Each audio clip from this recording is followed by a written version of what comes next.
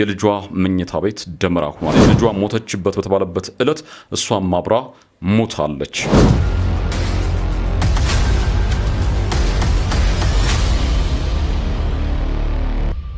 ሰላም ጤና ይስጥልን። ክቡራትና ክቡራን የዩቲዩብ ቻናላችን ቤተሰቦች እንደምን አላችሁ? በዚህ የዩቲዩብ ቻናላችን እንግዲህ ለማመን የሚከብዱ ታሪኮች እንዲሁም አስገራሚ የወንጀል ምርመራ ታሪኮች ወደ እናንተ የሚቀርቡበት ነው። የዩቲዩብ ቻናላችን ሼር፣ ላይክ እና ሰብስክራይብ እያደረጋችሁ አብራችሁን ትቆዩ በአክብሮት እንጋብዛችኋለን። ዛሬም አንድ ታሪክ ወደ እናንተ እናደርሳለን። እንደ ጎርጎሪያኑ የቀን አቆጣጠር ታህሳስ 15 1997 ነው። ፔንሲልቬኒያ ፊላዴልፊያ ላይ ማለት ነው። አንዲት ሎዝ የተባለች እናት ልጇን ከወለደች እንግዲህ 10ኛ ቀኗ ላይ ትገኛለች። ዴልማር የተባለች ሴት ልጅ ወልዳ በደስታ ነው የምትገኘው። ከወለደች 10ኛ ቀኗ ላይ ዘመድ አዝማድ እንግዲህ ደስታዋን ለመጋራት እንኳን ደስ ያለች ለማለት በርከት ያሉ ሰዎች ወደ ቤቷ ሂደው ነበር። ታዲያ በቤቷ ተቀብላ ጥሩ ጊዜ እያሳለፉ እያስተናገደቻቸው ነው። እንግዶችም ቤተ ዘመዱም የተወለደችውን አዲሷን ልጅ እየተቀባበሉ ያቅፏታል፣ ይስሟታል፣ ለማጫወት ይሞክራሉ። ብቻ ደስ የሚል ጊዜ ያሳልፋሉ። ታዲያ እንግዲህ ጨቅላዋ አይን ሲበዛባት ጅም ሲበዛባት እንቅልፍ ነገር ይመጣል። ስለዚህ እናት ልጇን ተቀብላ አንደኛ ፎቅ ላይ በሚገኘው የዴልማር የጨቅላዋ መኝታ ክፍል ይዛ ትገባና አልጋዋ ላይ ታስተኛታለች። ካስተኛች በኋላ እንግዲህ ወቅቱ ቀዝቃዛ ስለነበር ልጇ እንዳይበርዳት በማሰብ ማሞቂያውን ለኩሳ ቤቱ ሞቅ ማለት ሲጀምር ክፍሏ ዘግታ ወደ ምድር ቤቱ ትወርዳለች። እንግዲህ ቤተ ዘመዶ እዛ ተሰብስበው እየጠበቃት ስለሆነ ልጇን ካስተኛች በኋላ ከፎቁ ወርዳ ከቤተ ዘመዱ ጋር መጫወት ትጀምራለች። ብዙም አልቆዩም። የተወሰነ ጊዜ ካሳለፉ በኋላ ልጅሽን ያሳድግልሽ ብለው መራርቀው ከቤት ይወጣሉ። እንግዲህ ሉዝ ቀኑ በሙሉ ስራ በዝቶባት ስለዋለ የእንቅልፍ ስሜት ይሰማታል። በተቀመጠችበት ሶፋ ላይ እንቅልፍ ነገር ስሜት ሲመጣ ልጅም ተኝታለች። ስለዚህ እኔም በዚህ ሰዓት መተኛትና ትንሽ ማረፍ እችላለሁ ብላ ጋደም ትላለች። ግን ብዙ አልቆየችም። ትንሽ እንቅልፍ ሽልብ እንዳረጋት አንደኛ ፎቅ አካባቢ የሆነ ከባድ ድምፅ ሰማለች። የሆነ የወደቀ ነገር ያለ ይመስለው በድንጋጤ ወይኔ ልጅ ብላ ሩጣ ወደ አንደኛ ፎቅ ስትወጣ አንደኛ ፎቅ ኮሪደር ላይ ጭስ በጭስ ሆኗል። ግራ ትጋባለች። ዘላ የልጇን መኝታ ቤት ከፍታ ስትገባ የልጇ መኝታ ቤት ደመራ ሆኗል። ከባድ እሳት ተቀስቅሷል። ለማየት ሁሉ የማይቻልበት ሁኔታ ነው ያለው። እየጮኸች እያለቀሰች ልጇን ለመፈለግ ትሞክራለች። እሳቱ በጣም ከፍተኛ ስለነበር የልጇ አልጋን እንኳን ለማየት ሁሉ ተቸግራ ነበር። እንደምንም ደባብሳ የልጇን አልጋ ለማግኘት ሞከረች። የልጇ አልጋ እንግዲህ በእሳት እየተቃጠለ ነበር። እዛ ላይ ልጇ የለችም። ልጅ የተገባች ብላ እዛው ለመፈላለግ ትሞክራለች። እሳቱ እጅግ በጣም ከባድ ስለነበር ልብሷን ሁሉ መብላት ጀምሮ ነበር። እሳቱ ማቃጠል ጀምሮ ነበር። የምትነፍሰው ሁሉ ጭስ ሆኖ ነበር። እንግዲህ ቤቱ እሳት በሳት ስለሆነ የምትስበው አየር ራሱ ጭስ ሆኗል። ስለዚህ ጭሱ በአፍና በአፍንጫ ይገባል። የምትነፍሰውም እሱ ነው፣ የምታስወጣውም ጭስ ነበርና በአደገኛ ሁኔታ ውስጥ ሆና ልጇን ለማግኘት ያልገባችበት ያልወጣችበት አጋጣሚ የለም። ብዙ ወድቃ ተነስታለች፣ ግን ልጇን ልታገኛት አልቻለችም። በዚህ አደገኛ ሁኔታ ላይ ያለች ነበር። እንግዲህ የእሳት አደጋ ሰራተኞች በስፍራው እየደረሱት የእሳት አደጋ ሰራተኞች በፍጥነት እንደምንም ጎቶ ለማስወጣት ሞከሩ። እሷ ትጮኻለች ልጅ እያለች እንደምንም ይዘዋት ወጡ። ከዛ በኋላ ከተወሰነ ደቂቃ በኋላ የእሳት አደጋ ሰራተኞች እንግዲህ እሳቱን በቁጥጥር ስር አዋሉት። ከዛም ለእናት ሉዝ አንድ እጅግ በጣም ከባድ መርዶ ነግሯት ከተወለደች 10ኛ ቀኗ ላይ የምትገኘው ልጇ መሞቷን ይነግሯታል። ይህንን ተከትሎ እንግዲህ ሉዝ ሁሉም ነገሯ ጨለመባት። ልቧ ተሰበረ። አራስ ነች። 10ኛ ቀኗ ነው። በብዙ የወደደቻት ልጇ ሞታለች መባሉ ልቧን የሰበረ ጉዳይ ነበር። ይህንን ተከትሎ እንግዲህ ከሰው ጋር ያላት ግንኙነት፣ ማህበራዊ ህይወቷ በሙሉ ተቋረጠ። ሰው ማየት አስጠላት። ከወዳጅ ዘመዶቿ ጋር አትገናኝም። እጅግ በጣም ከባድ ጊዜ እያሳለፈች ነው የምትገኘው። ታዲያ በዚህ አጋጣሚ እንግዲህ ከባሏ ጋር ያላት ግንኙነት ሁሉ የተቋረጠበት ሁኔታ ነው ያለው። እጅግ በጣም አስቸጋሪ ሁኔታ የነበረችበትና በእንደዚህ አይነት ሁኔታ ውስጥ ራሷን አገኘችው። እንግዲህ ልጇ ስትሞት ልጇ ሞተች በተባለችበት ዕለት እሷም ኦልሬዲ ሞታለች። ምንም አይነት ስሜት የሚሰጣት ህይወት እየኖረች አይደለችም። ቀደም ብለን እንደገለጽ ነው እንግዲህ ከሰዎች ጋር ያላት ግንኙነት በሙሉ ሁሉ ተቋርጧል። ዘመዶቿን እንኳን ማየት አትፈልግም። ስለዚህ ልጇ ሞተችበት በተባለበት ዕለት እሷም አብራ ሞታለች። የእሳት አደጋ ሰራተኞች ምናልባት የሰዓቱ መንስኤ ማሞቂያው ይሆናል የሚል ነገር ነው የነገሯትና ይሄ ነገር ሲነገራት ሁለት ነገሮች በአእምሯ ይመላለሱ ነበር። አንደኛው የልጅ ገዳይ እኔ ነኝ ብላ የጸጸት ስሜት እየተሰማት ነው። የእግር እሳት ሆኖባታል። ልጅ እንዴት ገላታለሁ ያን ማሞቂያ ባለኩሶ ኖሮ የሚል ጸጸት በውስጡ አለ። ከዛ ደግሞ አለፍ ሲል በተቃራኒው አንድ ነገር በአእምሮ ይመጣል።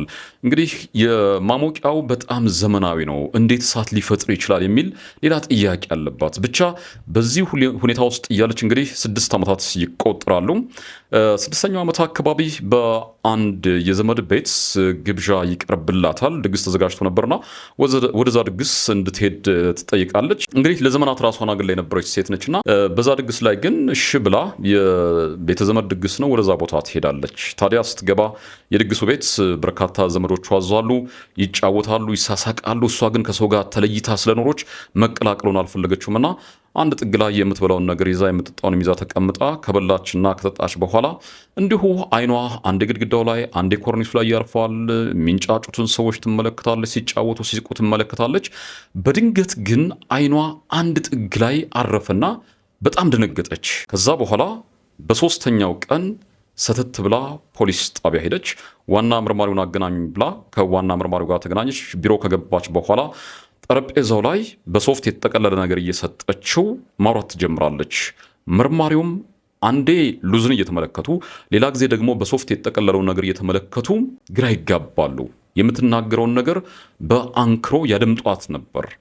ከዛ በኋላ ብዙ ነገር ከሰሟት በኋላ ችግር የለውም እናግዝሻለን የሚል ነገር ይነግሯታል። ለካ ምናልባት እሳቱ በዛን ዕለት የተቀሰቀሰው እሳት ሆን ተብሎ የተቀሰቀሰ ነው። እንግዲህ ቀደም ብለን እንደገለጽ ነው ሉዝ ልጇን አስተኝታ ወደ ምድር ቤቱ ስትወርድ በመስኮት በኩል ሰው ገብቶ ልጇን ከሰረቀ በኋላ የእሳት አደጋው እንዲቀሰቀስ የተደረገበት ሁኔታ ነው ያለው። እሳት አደጋው ተቀሰቀሰ። እንግዲህ እሷም ወደ ታች ወርዳ ነበር እና እንግዲህ በተደጋጋሚ ልጄ በእሳት አደጋ አልሞተችም የሚል እሳቤ ነበራት። እንዴት እሳት ሊቀሰቀስ ቻለ የሚልም ጥያቄ ነበራት እናት ሉዝ። ለካ መስኮት ሰብሮ የገባ ሰው ነበር። ልጇን ከሰረቀ በኋላ እሳቱን ለኩሶት ወጥተዋል። ታዲያ ልጇን የሰረቀቻት የባሏ ዘመድ ናት። ካሮሊን ኮሪያ ትባላለች። እንግዲህ እሳቱ ከመቀስቀሱ በፊት አንድ ነገር ለተሰበሰበው ሰው እየተናገረች ነበር። ነብሰ ጡር ነኝ፣ ልጅ ለወልድ ነው የሚል ነገር እየተናገረች ነበር። ግን እውነታው እሷ ማርገዝም መውለድም አትችልም፣ መካን ነበረች። በድንገት ልጅ ስታገኝ ይሄ ልጅ ከየት መጣ ተብላ እንዳትጠየቅ ነበር ነብሰ ጡር ነኝ ብላ በዛ ወቅት የተናገረችው። ለካ የሉዝን ልጅ ሰርቃ የወሰደቻት እሷ ነበረች። እንግዲህ ታሪኩ ምንድን ነው?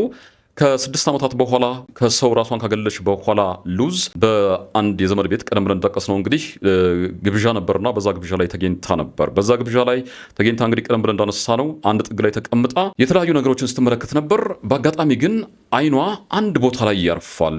ያ አይኗ ያረፈበትን ቦታ ስትመለከት ደንግጣለች። ምን ነበር የተመለከተችው? ጥግ ላይ አንዲት የ6 ዓመት ታዳጊ ስትስቅ ትመለከታታለች። ስትመለከታት ጉንጯ ላይ ዲምፕል አለባት። ስትስቅ ያን ነገር ትመለከታለች።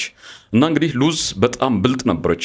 እቺ ልጅናት ብላ ከመጮህ እቺ ልጅናት ብላ ከመከራከር ምንድን ነበር ያደረገችው? ጸጥ ብላ ሄዳ ልጅቱን ጠጋችና የኔ ቆንጆ እንዴት ነሽ ብላ ግንባሯን ከሰማቻት በኋላ ፀጉርሽ ላይ እኮ ማስቲካ አለ ብላ ማስቲካው የምታነሳ መስላ 1-3-4 ፀጉር ነበር ነቅል ነቅል አድርጋ በሶፍት ጠቅላ ቦርሷ ውስጥ ያስገባች። ከዛ ከ3 ቀን በኋላ በቀጥታ ፖሊስ ጣቢያ ሄዳ ለመርማሪው የተፈጠረውን ነገር ሁሉ ታሪኩን ሁሉ በማስረዳት ነበር ይሄ ፀጉር በእርግጠኝነት ዲኤንኤ መርመርልኝ፣ ልጄ በህይወት አለች፣ ተሰርቃብኝ ነው የሚል ነገር ነበር የተናገረችው። ከዛ በኋላ የዲኤንኤ ምርመራ እንዲደረግ ይደረጋል። የዲኤንኤ ምርመራ ውጤት ሲመጣ በተወለደች በ10ኛ ቀኗ የተለየችው ልጇ ዴልማር ልጇ እንደሆነች ይረጋገጣል። ስለዚህ እናትና ልጅ ከ6 ዓመት በኋላ ዳግም የተገናኙበት ሁኔታ ነው የተፈጠረው። እንግዲህ በእናቷ ማህፀን እናትም 9 ወር አብረው አንድ ላይ ነበሩ። ከዛ በኋላ ከተወለደች በኋላ ግን 10 ቀን ብቻ ነበር ያሳለፉት እዚህ ምድር ላይ። ከዛ በኋላ 6 ዓመት ተለያይተው በ6ኛ ዓመታቸው በዚህ መልኩ የተገናኙበት ሁኔታ አለ። ታዲያ ልጅቱን ሰርቃ የወሰደቻት ካሮሊን ኮሪያ በዚህ ወንጀል ተከሳ ፍርድ ቤት ቀርባለች። እንግዲህ በ9 ዓመት እስራት እንድትቀጣ የሆነበት ሁኔታ ነው ያለው። ግን ቅጣቱ እስከ 30 ዓመት ሊዘልቅ ይችላል። ከ9 ዓመት በኋላ ይግባኝ ጠይቃ ይግባኟ ከታየላት ከ9 ዓመት በኋላ የምትፈታበት ሁኔታ ነው ያለው። ግን እናትና ልጅ በዚህ በአሳዛኝ ሁኔታ ተለያዩ። በሚያስደንቅ ሁኔታ ደግሞ የተገናኙበት አጋጣሚ የተፈጠረው። ክቡራትና ክቡራን የዛሬ የወንጀል ታሪካችን ይህን ይመስል ነበር። የዩቲዩብ ቻናላችን ሼር፣ ላይክ እና ሰብስክራይብ እያደረጋችሁ አብራችሁን ትሆኑ በአክብሮት እንጋብዛችኋለን። በሌላ ታሪክ ደግሞ በድጋሚ እንገናኛለን። መልካም ጊዜ